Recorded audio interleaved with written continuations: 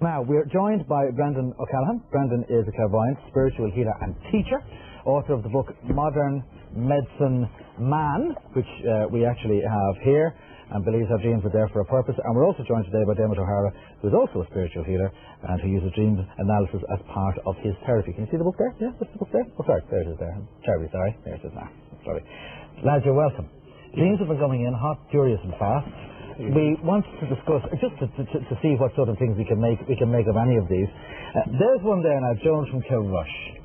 When she has a dream, it always comes true, and the next week, for example, for 3 nights in a row, she dreamt she had an argument with someone, and on the 4th day, she actually had this argument. This has happened to her many times before. Is that unusual, Dermot? Is that an unusual thing to happen, do you think? Not really, no. It's actually a psychic dream. A psychic dream? Yeah, it would be a dream. Like, we dream on different levels, and that would be a dream that would be psychic in its quality. There would be other dreams that you would receive that would have healing qualities in them, that would highlight different aspects of the person and things that they may need to confront, aspects of themselves that they need to develop. So the dream in itself is actually an aspect of yourself.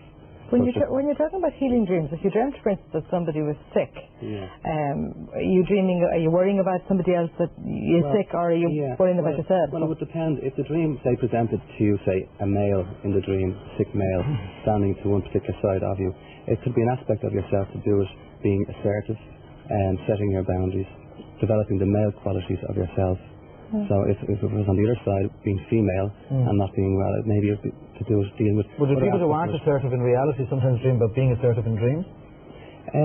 Possibly on the other side. You know, maybe with the female being overpowering. Right. You know. Who wants to know, is there a herb you can put under your pillow to make a dream? Is there? Anybody know?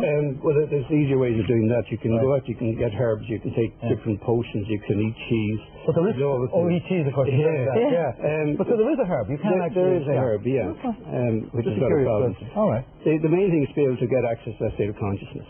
And it's your state of mind that calls upon that. And if you believe the herb will do it, and put dandelion underneath it, it won't necessarily make you wait at the bed, but it'll certainly... All right, Brendan, listen, Paul Roach from Gorey says he dreams he's going up a ladder and falls down. What does it mean? Well, you can very often find old sayings in dreams, like falling short of yourself. In this particular case, he's got this... the dream is actually telling that he has the ability to aspire to higher things, but that he allows himself to fall short. You probably find with this particular situation that if we take it into a therapeutic state, that he's having difficulties with archetypal father images. And this is denying him to see that he's capable of scaling the full height of this ladder. We were talking earlier on, remember about the idea that people, this thing about dreaming in certain rooms in the house have a significance. Is that true, that has a significance? It will have, Be it a bedroom or a kitchen or a... Yeah, well, the house is an aspect of yourself, the whole person. Different rooms in the house would signify different parts of yourself. For example, the bedroom would do with sexuality, the dining room to do with communication, also the interaction between you and the family. Okay. And you also have, of course, if you're dreaming going up into the attic, you're going into higher state of consciousness, down to the basement, you're going to lower consciousness. Something buried under the floor of the basement indicates that there's something coming from your past that is going to come to the surface. It's where they bury bodies, like the West. Gosh, don't get me into that one. That's the most horrific read I've ever come across. The recurring dream thing, the one dream that we got was about somebody forgetting where they put their car. You know, that they go out and it happened with different cars. As he changed his cars over the years, he'd go out and he still couldn't find where the car, and he'd feel panic and he'd wake up in a sweat because he didn't know where he parked his car. What's that? Well, that's very significant. See, the car is the vehicle in which you travel through this life. And depending on whether if you chose an old banger, well then you probably find that your body is reasonably decrepit and sort of backfires all the way through life, or else you could have a Rolls Royce of a body. But it's the type of car that you choose, and he's having difficulty in identifying the mode of transport he needs to take him through this particular life.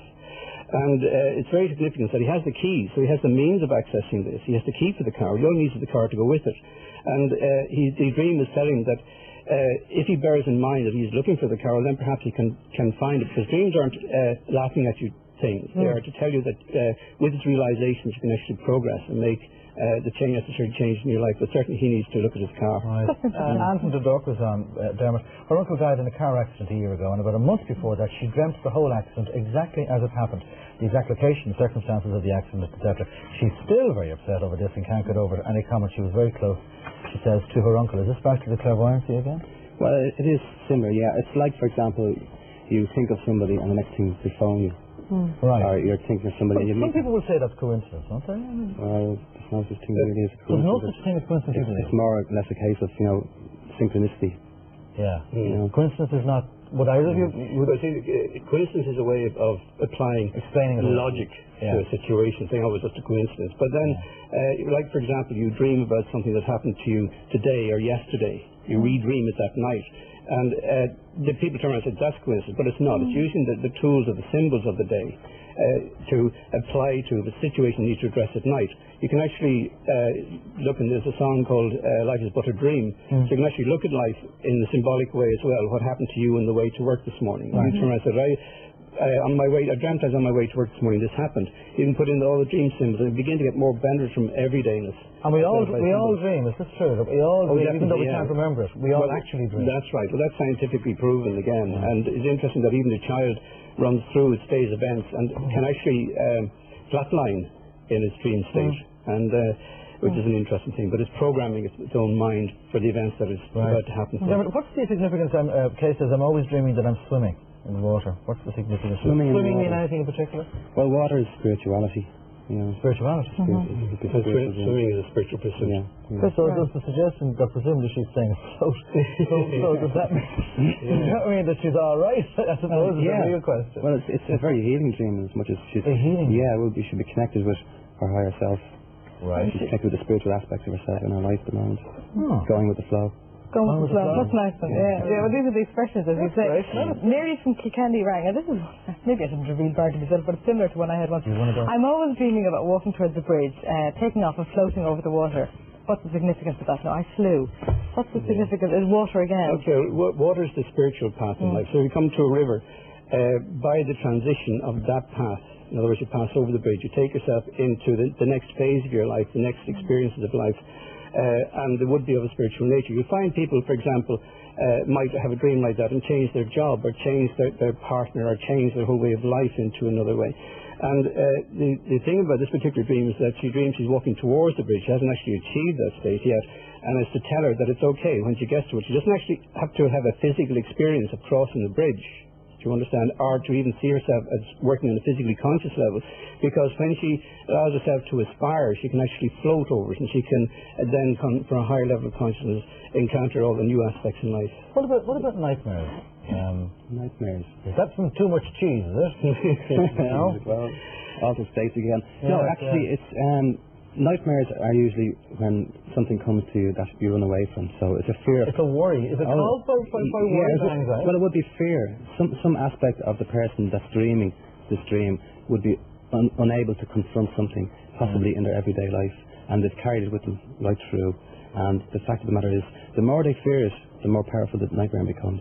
Really? Yeah. You see, the subtlety of dreams coming in can very often be too subtle for the dreamer. And if you could imagine you're trying to make somebody aware of something, you tell them quietly, you whisper, then you shout, and then you yell, and then you pump them and say, listen. And that's what basically the dream is a pump experience. And the person always says, wow, it is a terrible nightmare. They might remember the dreams, but they always remember the nightmare. Right, yeah, they have it. The reason talk was on, this is back to your point about the rooms of the house. All my dreams take place in the garden, she says. Is there significance in this, is she? The garden would be in the front of the house, possibly, yeah. It would be looking, I don't know. Yeah. Out in front would be out into the future. And the back is back. Looking back. That is the beginning and end of its significance. Yeah. Well, it depends on what's going on in the garden and what she's looking at. If the activity is going on in the garden, or digging up a dead cat or something. Right. Oh, thank you for that. Do people always dream in colour, or do they dream in black and white? That's very good. They both actually. You can have black and white dreams, which are dealing with extremes of situations. Colour tend to be, most dreams are in colour, in fact. And people don't remember the colour. In fact, somebody the other night at a course I was giving saying, I never dream in colour. And then she dreamt she had a back baby. And somebody said, that's colour. And it worked on from there. And then she began to realise there's so much colour in other dreams. And colour is very, very significant. For example, you're wearing a particular outfit and it's a particular colour. like the skirt or the jacket. Olive from Roscommon wants to know, does porridge have anything to do with this? Eating porridge late at night, she eats porridge, which is obviously very good for you, of course, Olive. She has dreams, so she thinks that that's when she has dreams, particularly. You know? Well, again, this is the question of what you put yourself. What if some people go to bed with a notebook and they dream prolifically? Right. Okay, so the conditions you place down to take notice of your dreams. When you dream about other people, are they really the other people in your life, or is it parts of yourself, or is it a mixture? It's normally aspects of yourself. It's how you relate to that person. Let's say, for example, there's somebody you love. They're representing an aspect of yourself that you really love. That you love? Yes. And it's something you hate. Well, you want to have a look into what part of yourself do you dislike, and remember that it's attached to you. Have a good look at the dream and find out what happens in the end. I think we'll have you back. Yeah, you're great. Necessarily interesting. Again, lots and lots of calls. Brandon and Dermot, thank you both for coming in. I know it was short, but really good fun. Let's see if we what the story is. You didn't dream about a horse winning a race, Cliff Noon. Cliff, good afternoon. Good afternoon.